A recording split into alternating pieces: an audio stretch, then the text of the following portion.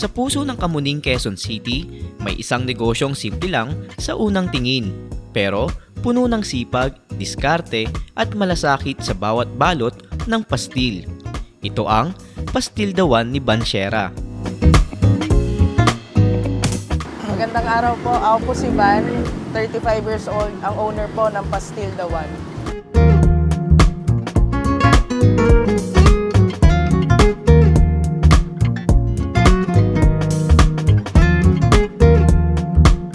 Ano lang to, last March this year kami nag-start.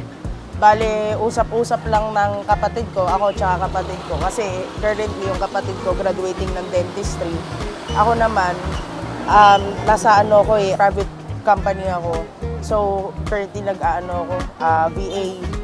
Kaso syempre, meron pa rin extra hours. So, naisip namin mag-put up kami ng gantong negosyo.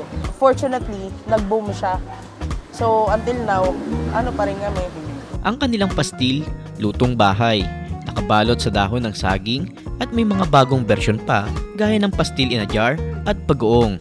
Okay, so meron kami nung nakabalot sa dahon. This cost 25 pesos lang. Regular siya, comes with rice tsaka pastil. Tapos we have yung mga bago naming variants, 40 pesos, rice, pastil, tas meron siyang add-ons na egg, merong salami, may embutido. Then lahat naman sa bote namin, ang available is pastil, chili garlic oil, and then bagoong. This costs 80 pesos, 100 grams. Dahil sa sipag at tiyaga ni Laban, unting-unting nakilala ang Pastil Dawan sa Kamuning. Sa bawat customer na nakatikim, dumarami ang tumatangkilik. Masarap po. Mas lalo na po yung chili nila. Ang anghang po sobra. Target market, based on experience and studies namin, of course, students. Meron din kaming seller sa mga schools. So, yung mga estudyante na gustong kumita na extra, they sell pastil din.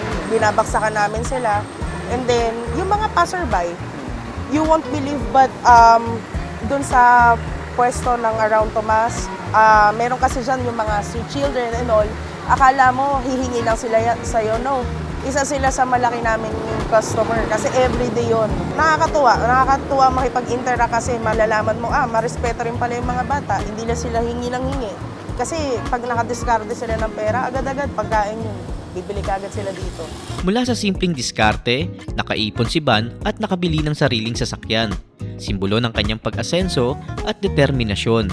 Everyday na kakapwesto namin doon gabi-gabi talaga sa gimikan ng mga tao.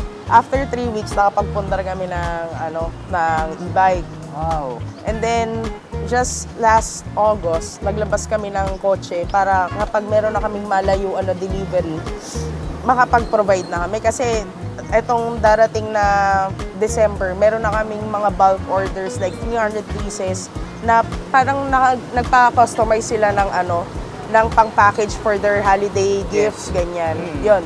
Discarte tips sa madam people. Kung meron kayong onting hawak na pera, huwag nyo nang gamitin sa luho. Umisip kayo ng bagay kung saan nyo siya i-invest tapos tutubo sa. Kaya maliit, kaya malaki. Kasi madalas naiinip tayo sa buhay eh. Huwag kang mainip. Tulad ng kwento namin, yung ganong halaga na binanggit ko sa'yo kanina, in one day, actually, in just 30 minutes, kaya mong ubusin. Pero right now, yung puhunan na yon still ongoing.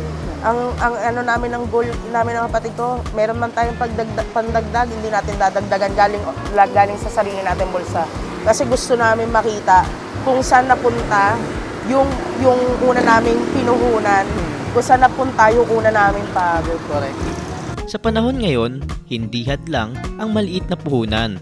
Ang mahalaga ay sipag, tiwala at diskarte, tulad ni Banchera ng Pastil Dawan. At bilang suporta sa kanilang munting diskarte, binigyan natin sila ng bigas at t-shirt mula sa Serbisyong Bayan ni Tatay Rani. Para sa mga gustong mag-try ng Pastil Dawan, again, you can search us on social media, Facebook, Instagram, TikTok. Search nyo lang PA-Still Dawan. May diskarte.